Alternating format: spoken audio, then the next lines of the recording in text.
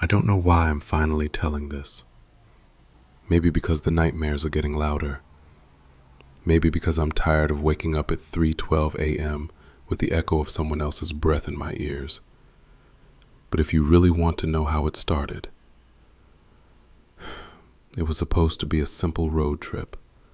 Just me, an empty highway through Utah, and a storm rolling in like a dark tidal wave. I should have kept driving. Instead, I saw the hotel, a broken neon sign flickering on the side of the road. Sunset Mountain Lodge. Except half the letters were dead and the rest buzzed like dying insects. The place looked abandoned, windows black, lobby dark, no cars in the lot. But the rain was hitting the windshield like handfuls of gravel, and the wind shoved my car sideways. So I pulled in. The front door was unlocked. Not open, just unlocked, like someone expected me. Inside, the lobby smelled stale, like old carpet and something underneath it, something damp. No clerk, no bell, no lights, just a wooden key rack behind an empty desk. Every hook was bare, every hook except one. Room 209. The key was old brass, cold enough to sting my fingers. A brittle tag hung from it, edges burned like it had been near a fire. I don't remember deciding to take it. I just remember climbing the stairs, the whole building groaning with every gust of wind. The hallway was long, wallpaper peeling like sunburned skin. When I reached 209, the door slowly opened on its own. Not wide, just enough to breathe. I should have walked out. Storm or no storm, I should have left. But I stepped in, and the door clicked shut behind me. The room was wrong. I don't mean messy or dirty. Those would have been a relief. It was too clean. Bed made tight, desk empty, curtains perfectly straight, like someone staged it an hour ago. But it was freezing, and I couldn't shake the feeling that the air was occupied. I turned on the lamp. Warm light filled the room, and then it dimmed, like something leaned close to it. Just a little, just enough to swallow part of the glow. I told myself it was electrical, cheap wiring, old building. But then I heard it, a breath, slow, deep, wet. Not mine. It came from the far side of the room, near the closet. I froze, listening. In, out, in, out.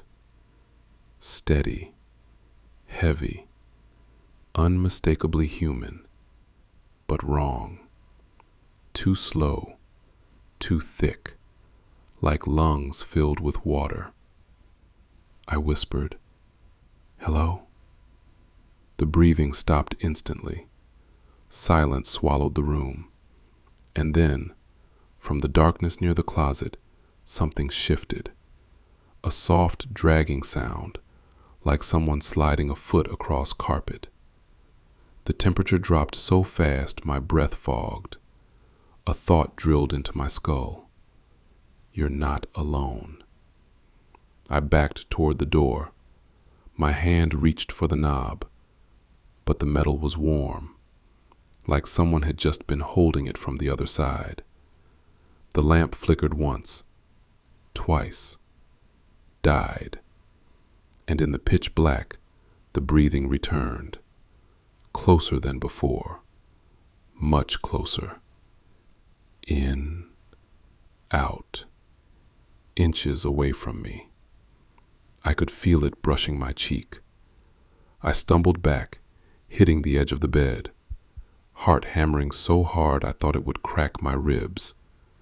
My phone light was my only chance. I fumbled for it, and when the screen lit up, I saw the closet door was now open, wide open. Something stood inside, not fully visible, just a shape, a vertical smear of darkness too solid to be shadow, too tall to be a person. And its chest moved, up, down, up, down, breathing. I blinked, and it was suddenly right in front of me. I didn't see it move. One frame it was in the closet, the next it was inches away, like reality itself glitched to make space for it. The cold coming off that thing was brutal, like standing in front of an open freezer. I raised my phone higher. Stupid, but instinct took over. Just enough light to see its outline. Long, misshapen, arms too far down its sides, a head tilted like its neck didn't fully support it, a face I couldn't see, or maybe I refused to. And behind it, the walls, wet, glittering with moisture, as if the entire room had been underwater minutes before. The carpet squished under my shoes. The smell hit next. Rot, lake water, something that died and kept sinking. I whispered, "What do you want?" Stupid question. But it answered, not with words, with breath. Slow, hot, damp, right against my face. And then it exhaled into my mouth. It was like drowning while standing up. The taste of algae, mud, something old and decaying sliding down my throat. Ugh. I gagged, fell to my knees, the phone flying from my hand. I clawed at the floor, searching for the door in the dark. The thing stepped forward. I didn't hear its feet. I felt them. Each step shaking the air, shaking the room, shaking my lungs. I reached the doorknob, and it clicked locked, on its own. The breathing was now above me, hovering, waiting, like it enjoyed this part. I yanked the knob, tore at it, kicked the door until my foot went numb. Nothing. The air around me thickened, as if the entity was inhaling the whole room. A slow rising pressure. My vision blurred, my ears rang. I felt myself slipping. And then the fire alarm went off downstairs. A shrill scream through the halls. The entity froze, just for a moment. Enough for me to twist the knob again. This time it turned. The door flew open. I sprinted, didn't think, didn't breathe, didn't look back. But halfway down the hallway, the breathing followed. Fast now, impatient, growing closer with every step. I didn't stop, didn't dare.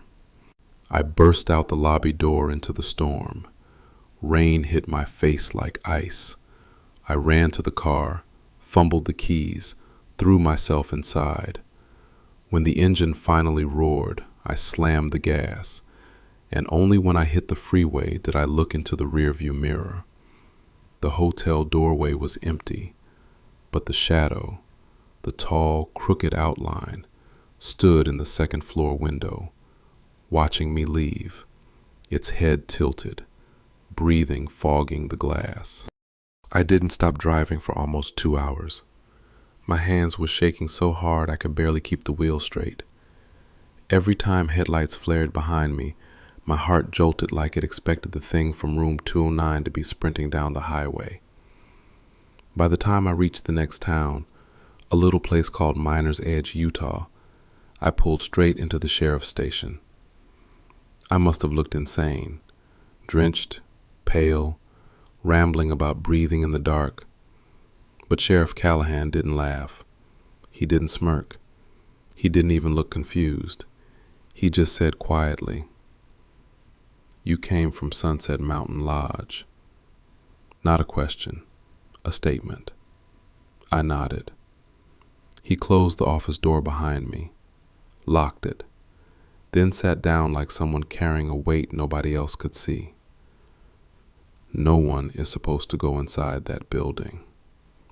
He said those exact words. No drama, no hesitation. "Sheriff, something was in my room." He held up a hand. "Not something," he said. "Someone." He leaned back, staring at the ceiling as if remembering a smell he wished he could forget. "Her name was Margot Ellery. Room 209 was hers." I felt cold all over again. He continued. "She checked in during the flood of '97. The mountain lakes overflowed, roads washed out. Half this county turned into a swamp." He rubbed his temples, voice low. "Power went out that night. Nobody noticed she was missing until morning. They found her in the lake behind the hotel." He paused. "Except she hadn't drowned there." A chill crawled up my spine. "She had mud in her lungs," he said, "from the marsh, not the lake. And she'd scratched something into her own palms, deep enough to bleed." He stared directly at me. 209. A sickening realization hit me. "Sheriff, something in that room breathed into my mouth." He didn't flinch. He just swallowed, hard. "That's how she died," he said. "Not drowning. She choked on it, like something forced her to inhale mud." He slid a manila folder toward me. Inside were photos I wish I hadn't seen. A soaked doormat, wet footprints inside a sealed room, walls glistening with moisture, signs of flooding where flooding never happened. He whispered, "She keeps looking for someone to breathe for her." My stomach twisted. "You're telling me a ghost?" "Not a ghost," he cut in sharply. "A residue, a leftover, a hunger." A hunger. The word sat in the air like a loaded gun. "It'll come back." Those were the sheriff's next words. I felt the ground drop out from under me. "What do you mean, come back?" He stood, pacing the room like a man expecting an explosion. "That thing doesn't stay in the lodge. Anyone who enters that room, it latches on." I wanted to argue, tell him I was safe now, far away. But my phone buzzed. A notification. Voicemail received. Unknown number. The sheriff frowned. "Play it." My hands trembled as I put it on speaker. There was static at first, then in, out, in, out. Slow breathing, wet, heavy, like lungs full of lake water. The same breath that touched my face in the dark. Then a faint whisper. "Still here." The voicemail ended. The sheriff slammed the table. "Get your keys. You're staying here tonight. Now." I didn't argue. Not after that. But the station wasn't enough. At 2:11 a.m., something pulled me from sleep. No sound, no movement, just heavy, suffocating pressure, like the air itself grew thick. Then I heard it. A single, slow breath somewhere inside the room. The sheriff was asleep on the cot across from me. I whispered, barely audible, "Sheriff, it's here." Before he could respond, the lights flickered, then died. The darkness wasn't empty. It was crowded with breath. In, out, closer, closer. Sheriff Callahan stood up, flashlight in hand. The beam shook wildly as he swept the room. "Show yourself," he snapped. The air shifted behind him. He turned, and the flashlight flickered over something tall, crooked, dripping, standing in the far corner. The same shape I saw in the closet, only now its face was visible, or what was left of one. Half of it collapsed inward, skin bloated like it had soaked under water for weeks. An eye clouded white, the other missing entirely. Hair matted to gray, lips torn, and its chest moved. Up, down, breathing. The sheriff stepped forward. "Back away from him." But the thing didn't even look at him. It stepped toward me, and its breathing grew frantic. Not hungry this time. Desperate. Like it needed air it couldn't process. Like it needed mine again. "No," I whispered. "No, no, no." It lunged. Not fast, just suddenly close. A slick, icy hand slammed over my mouth. I couldn't breathe, couldn't scream. I felt water rush down my throat, thick, cold, muddy. My vision went white, my ears filled with rushing sound. Then, bang! A flash of light. The sheriff fired his gun. The thing recoiled. Its outline shook like a smear on broken video. It dissolved back toward the corner, pulling shadows with it, then vanished completely, leaving only the sound of dripping water hitting the floor. The sheriff grabbed me by the shoulders. "You need to leave town. Tonight. Now." I can't outrun it." "You can," he said, "but you'll never sleep again without hearing it. That's the price." He handed me a burner phone. "If it contacts you again, don't listen. Delete it." I drove out of Miner's Edge before sunrise. Didn't look back. Didn't stop for fuel until I crossed state lines. Epilogue. 6 months later. I moved to Oregon. New job, new apartment, new number. I hadn't heard the breathing in months, until last night. At 3:12 a.m., I woke up choking. Not fully, just like someone had exhaled into my mouth moments before. My room smelled faintly of damp carpet, lake water. I walked to the living room, heart pounding. My front door was unlocked. Not open, just unlocked, like someone expected me. On the floor sat something I haven't seen since Utah. A doormat.